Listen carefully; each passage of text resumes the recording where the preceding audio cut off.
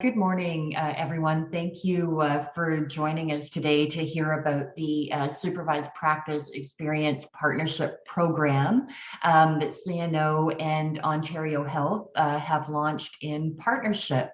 I am Angela McNabb, and I am the Manager of Registration Modernization at CNO.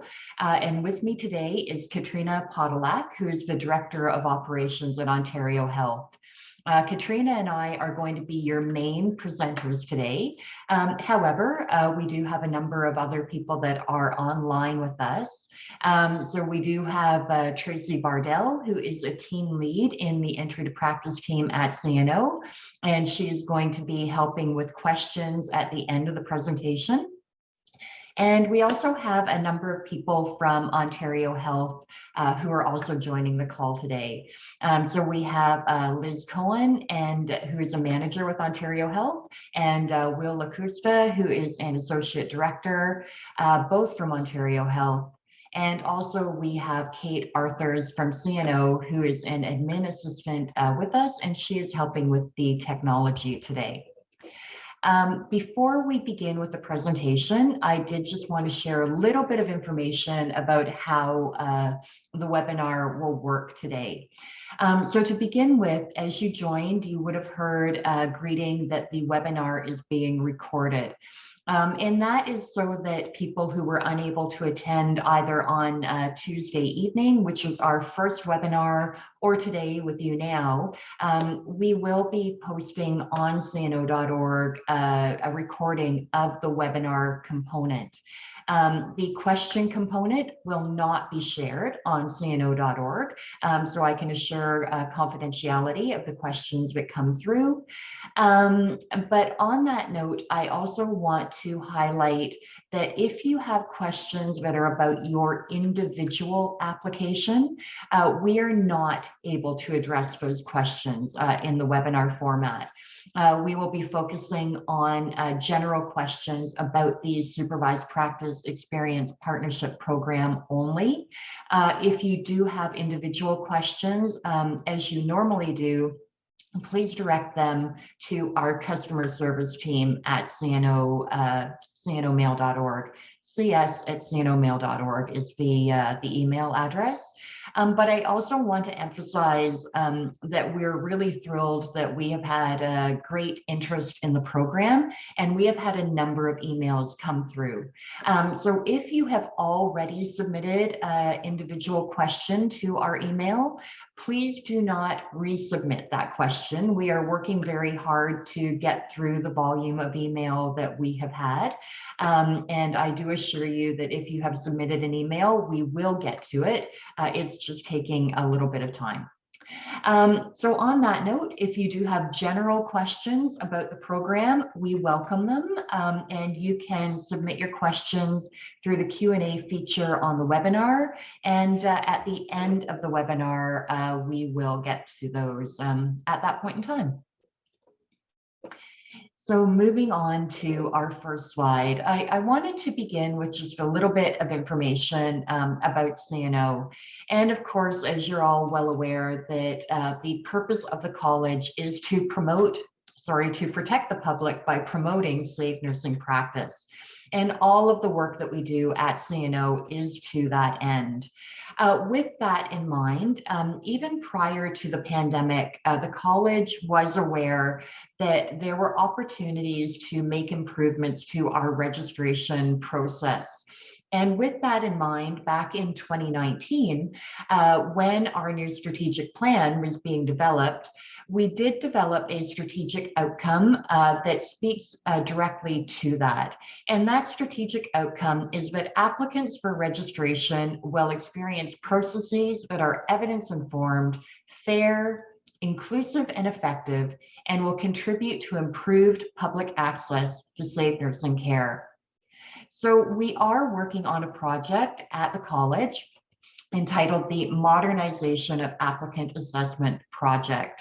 And what we are doing within that project is working on 4 of the 8 registration requirements and looking at ways to implement efficiencies within our registration process. So the four that we are looking at are the nursing education requirement, and we are in the very early days of looking at that requirement. We will be sharing information as that work moves forward, but at this stage, it is in the very early phase. Evidence of practice is another requirement that we are looking at. And the topic that we are here to talk about today, the Supervised Practice Experience Partnership Program, is actually one of the first things that we are doing to move forward with implementing efficiencies around evidence of practice. And language proficiency, you may be aware that on January 4th, we announced a new language proficiency policy that will be implemented on March the 7th. And there is information about that on cno.org. And the final area that we are looking at is the police criminal record check requirement. And we will be implementing efficiencies there as well. And of course, information will be shared on cno.org as that work moves forward. So now moving into talking about the Supervised Practice Experience Partnership Program. We are very pleased to be able to move forward with offering this approach to help eligible applicants meet their evidence of practice requirements. And in some cases, for some people who also have language proficiency outstanding, they will also be able to meet that requirement as well. As I mentioned, this is a joint partnership with Ontario Health. And what it does is it provides eligible applicants with placement opportunities to meet their evidence of practice and language proficiency if LP is outstanding. It really is a win-win situation where it not only helps the applicant, but also matches applicants to employers who have workforce needs right now. It was launched just a little over a week ago, and we're really thrilled to have had such a positive response, both from applicants and from employers who are supporting the program. So which applicants are eligible for the program? So applicants that are eligible to proceed with the program will have only their evidence of practice or potentially their language proficiency requirement outstanding. They will have already met all of the other requirements. However, there may be some of you that are online today that also have your jurisprudence and your police criminal record check outstanding. We have reached out to people that also have those two requirements outstanding, in addition to evidence of practice and language proficiency, to let you know that if you move forward with those two requirements, which can be attained relatively quickly, that you too will then be eligible for the Supervised Practice Experience Partnership. With regard to evidence of practice, it cannot have expired more than 5 years ago. So that is one of the eligibility requirements. And I also want to ask of you that if you do receive a message through the applicant portal that you are one of the eligible applicants, please do not share the link. The links are individual and they are going directly to people who are eligible for the program. We appreciate that there are many people who are very interested in participating, but you do have to have received an individual notice from CNO indicating that you are eligible for the program. So again, please do not share the link if you have received that through your applicant portal. And I'm going to begin here by sharing just a little bit about the overall process flow, and then we will spend most of the time in the presentation talking about this area here, how you actually get to the completion of the program. But how the program works is that if you are an eligible applicant, you will receive direct communication from CNO. If you are interested in participating in the program, then within that messaging from the college, you will have a link that you would complete to express your interest in participating. That link will go directly to Ontario Health. Employers have also been made aware of the opportunity to implement the program within their facility. If the employer is interested in supporting the program, they have a number of requirements that they have to agree to uphold, and we'll talk about those in a moment. But if they are interested, then they would put in a expression of interest form, basically, to the college, and the college is approving the employer. So once the employer has been approved, then we will also inform Ontario Health.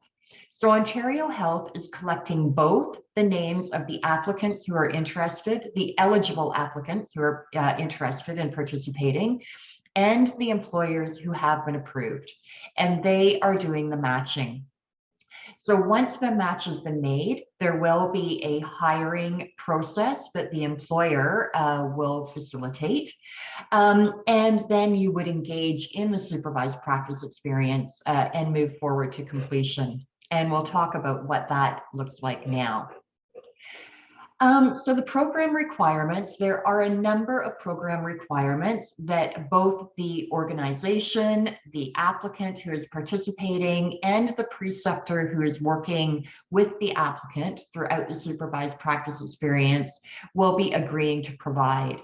And I'm going to provide more detail about these requirements as we move through, as well as Katrina when she talks about the employer obligations. But just to give you a quick overview about what the requirements are, there is a requirement to have an orientation in place for the applicant to think about their learning needs and develop a learning plan, to engage in a minimum of 140 hours within the placement, to obtain feedback from the preceptor throughout the placement, to engage in self-evaluation, and for the preceptor to complete a final evaluation form, and then for the employer to submit a confirmation of completion back to the college. So let me tell you a little bit more about what that will look like from the applicant end of things. And I'm just going to move that over there. There we go. Okay, so once the hiring process has been completed, the applicant would go through an orientation with the new employer. And that would look very similar to what an orientation might look like for any new member of their clinical staff, or it might look like what they would provide to a student who would be working with them. But there would be a comprehensive orientation that would take place. The applicant then would think about their learning needs, and at that point in time, they may also be engaging with their preceptor, who would be talking with them about the environment that they are going to be working within, and providing some feedback about areas where the preceptor thinks that the applicant may have learning needs as well. But it is the applicant's accountability to reflect on what competencies they are bringing to the practice environment and what learning needs they will need to work on while they're within that placement. As I mentioned in the earlier slide, there is a requirement to complete a minimum of 140 hours. That 140 hours is roughly equivalent to 4 weeks of full-time work. It doesn't mean that you have to be there in a full-time capacity. You could complete the practice experience part-time, and it may take longer than 4 weeks, depending on the hours that you are working. But the minimum from the college requirement is 140 hours. And again, just to go back to the eligible applicants, so to be eligible to participate in this program, you will have already completed your education requirement, and you will have passed your registration exam. So the purpose of this program, the Supervised Practice Experience Partnership Program, is for you to demonstrate your evidence of practice and demonstrate safe practice. So at the end of the 140 hours, you may well have, and in fact, it's very likely that you will have ongoing learning needs that you will continue to work with as you move through your career and into your position. Once you have attained the 140 hours and established whether you would like to move forward to completion or not, some people may choose to work for longer than 140 hours, or the employer may ask that you do work for longer than 140 hours before moving to completion of the SPEP, the Supervised Practice Experience Partnership. But once you are at the endpoint, then you would complete a final evaluation. You would complete a self-evaluation, and your preceptor is accountable for using a CNO developed evaluation form. And I am going to talk a little bit more about that evaluation form in a minute.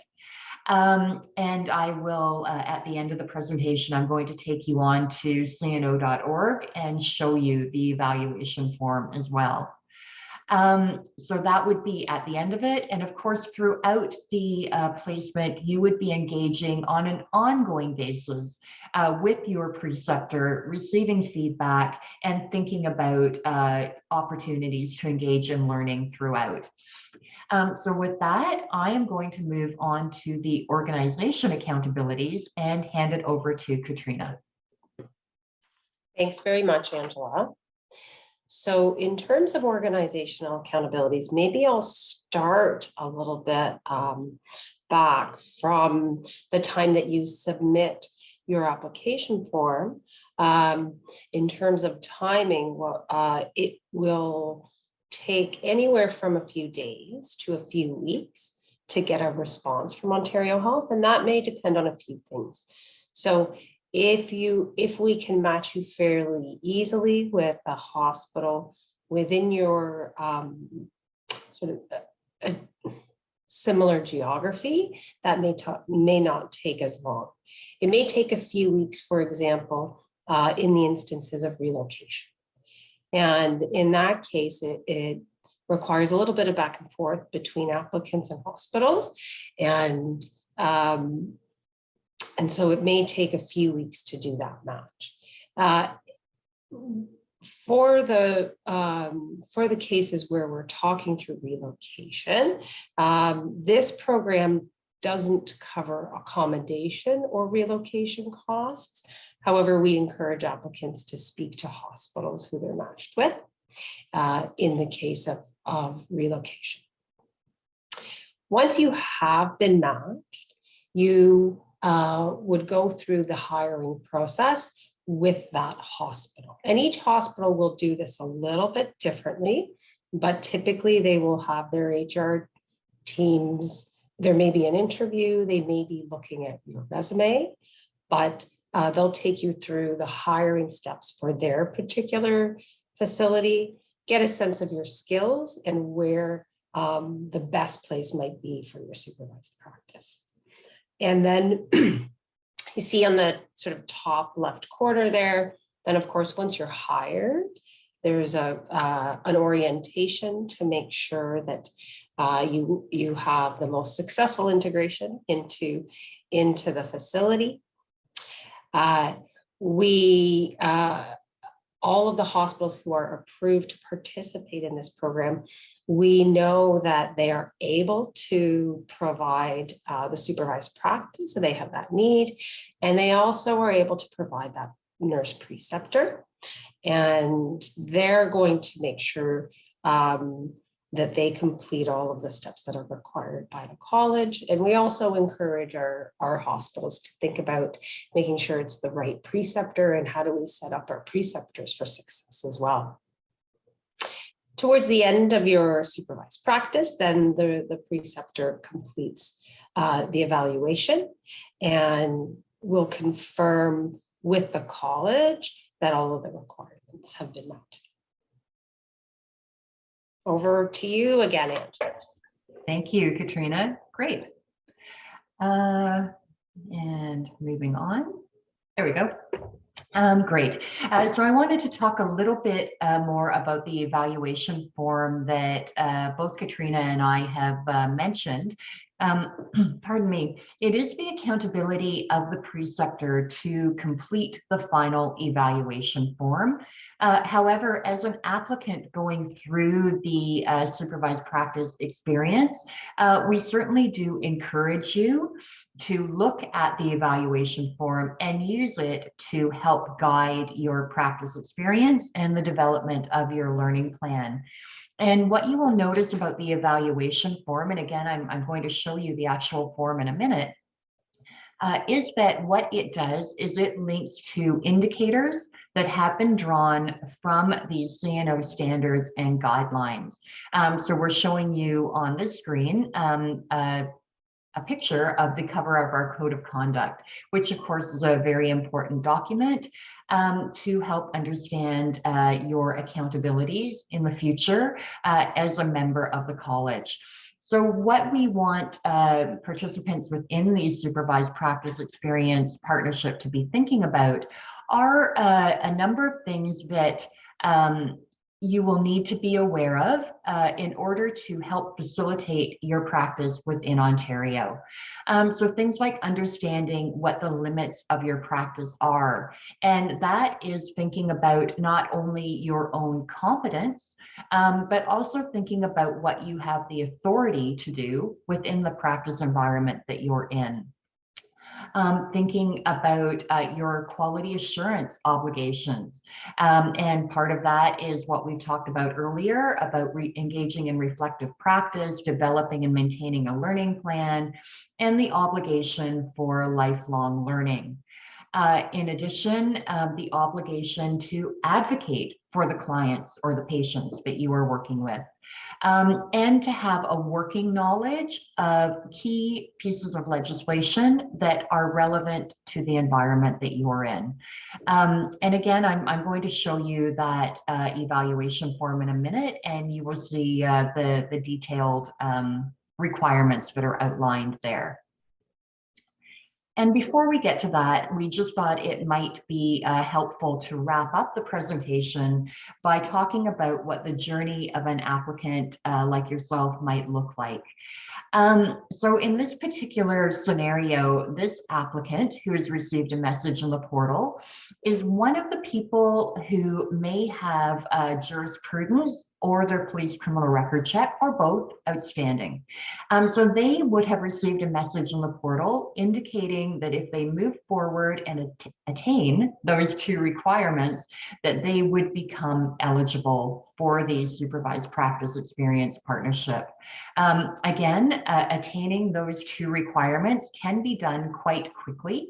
And that might be something that if you're in that situation that you are interested in doing. Once those two requirements have been attained, then that would mean that the eligible applicant only has their evidence of practice requirement outstanding, and potentially for some people, language proficiency may be outstanding as well. But again, just to emphasize that you do have to be in a position that only those two registration requirements are remaining outstanding, and you will receive an individual message within your applicant portal. So in this case, the applicant has received that message within the portal. They would then complete their expression of interest form, which would go to Ontario Health. And Ontario Health would then move forward with matching to a CNO approved employer. The applicant would meet with the employer, and there would be a hiring process that would be in place that you would move through. Once you are hired by the employer and you begin the practice experience, then again, you would reflect on your learning needs. And again, we encourage you to utilize our evaluation form to help to guide that reflection. You would work with your preceptor in your supervised practice experience, and you would be receiving feedback from the preceptor throughout. You would complete a minimum of 140 hours, but again, it may be longer than that depending on your own needs and employer requirements. At the end of it, the organization would submit the final paperwork to the college, And assuming that everything is in order, registration should follow very quickly after that. And that is the end of the presentation. I'm going to stop sharing for a moment and bring up the CNO website. And then I'm going to show you where you can find information on cno.org. So bear with me 1 second while I just switch over. And I'll look to the panel to make sure that that has come up. Yep, I've got a thumbs up. Great. Okay, so where we are here is on the main landing page for cno.org, and where you can find information about the Supervised Practice Experience Partnership Program is under Become a Nurse. So if you click on that, you will notice a number of areas that come up on the left-hand side. Because the program is helping you to meet one of the final registration requirements, you will find the information about the program under registration requirements. It is specifically developed to help you meet your evidence of practice requirement. So it's actually under that drop-down menu there, and you'll find it at the bottom. Here's your Supervised Practice Experience Partnership page.